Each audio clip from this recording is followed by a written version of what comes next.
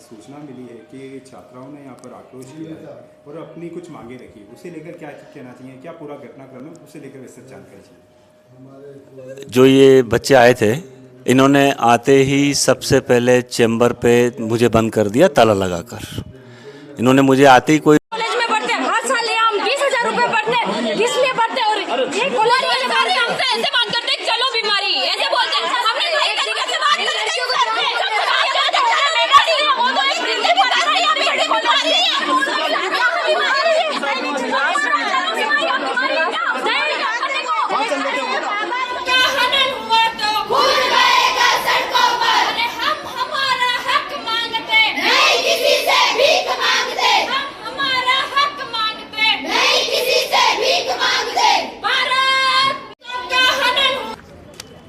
आज जो कार्रवाई की गई किस संदर्भ में की गई और आप जो ये यहाँ पर उपस्थित हैं उसे लेकर क्या करना।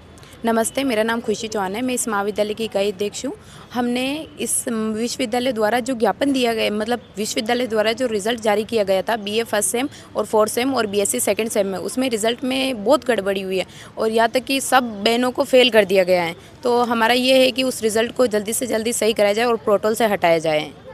तो हमने इसके थ्रू हमने ज्ञापन भी दिए, एमएलएसयू में भी दिए। यहाँ से एमजे से बोलते हैं एमएलएसयू में जाओ, एमएलएसयू से बोलते हैं मीरागल्स में जाओ, और सर हमारी बिल्कुल भी सुनवाई नहीं कर रहे हैं। सुनने में आज प्रिंसिपल को लेकर भी कुछ कार्रवाई की गई, बंद किया गया, उसे लेकर क्या करना। उससे लेकर हमने बंद करने का हमारा ऐसा कुछ नहीं था। सर के पास हम गए ज्ञापन लेने के लिए, तो सर हमसे सही ढंग से बात ही नहीं कर रहे ना, तो इसलिए हमने किया।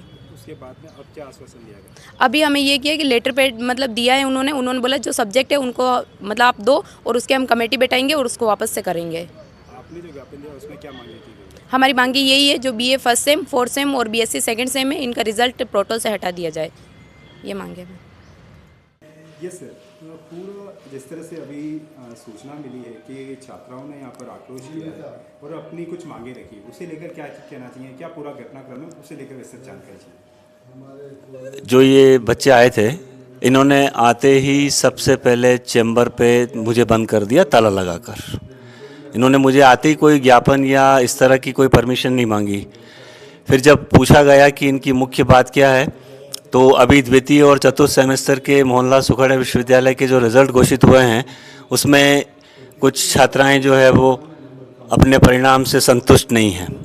तो मैंने इनको कहा कि ये प्राचार्य स्तर का कार्य नहीं है, क्योंकि एग्ज़ाम न तो मेरे द्वारा लिए जाते हैं और न ही उसका रिज़ल्ट मेरे द्वारा घोषित किया जाता है। बस मैं मुख्य बात ये। फिर भी जब बात हुई तो मैंने अभी परीक्षा नियंत्रक महोदय से बात की, तो उन्होंने कहा कि आप जो जिन सब्जेक्ट्स में आपको ऐसा लग रहा है तो छात्राओं से आप उनका ले लें और मुझे एक लेटर भिजवा दें। हम कुलगुरु महोदय से आग्रह करके और कोई सहानुभूतिपूर्वक निर्णय लेकर और करवाते हैं पुनर्मूल्यांकन। ठीक है, बस। और बाकी ये कार्यक्रम प्रायोजित था, क्योंकि ये प्राचार्य जो है वो प्रशासनिक अपने जो नियम है उसके अनुसार इस महाविद्यालय में कार्य कर रहा है। तो जो लोग असंतुष्ट थे उन्होंने बुलाकर और इस चीज़ को मुद्दा बनाया है, जबकि ये मुद्दा प्राचार्य स्तर का है ही नहीं। थोड़ा सा जानना चाहेंगे आप जो जिस ओर इशारा कर रहे हैं, क्या मुद्दा है थोड़ा सा उसे। देखिए, जब आप प्रशासनिक नियमों को काम में लाते हैं, जब आप बच्चों की पढ़ाई की बात करते हैं, जब आप कॉलेज में अपने स्टेट टाइम को पूरा करने की बात करते हैं, तो ये चीज़ें होती है सर। विकास समिति का शुल्क है जो कि विकास नॉन कॉलेजिएट वालों के लिए भी। कारण ये है कि जब उनके एग्जाम होते हैं ना बेटा, तो अपने रिसोर्सेज काम में आते हैं, तो उन रिसोर्सेज की मेंटेनेंस के लिए विकास समिति मैं नहीं ले रहा हूँ।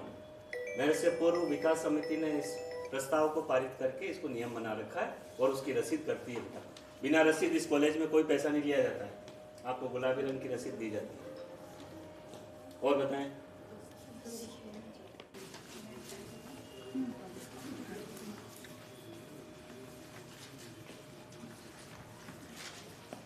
तो मेन तो तुम्हारा यही मुद्दा है ना बेटा, कि परीक्षा परिणाम का पुनर्मूल्यांकन। जी सर, यही है ना? ये मेन मुद्दा आपका, मेन मुद्दा परीक्षा परिणाम। ठीक है, मैं अभी आप रुके।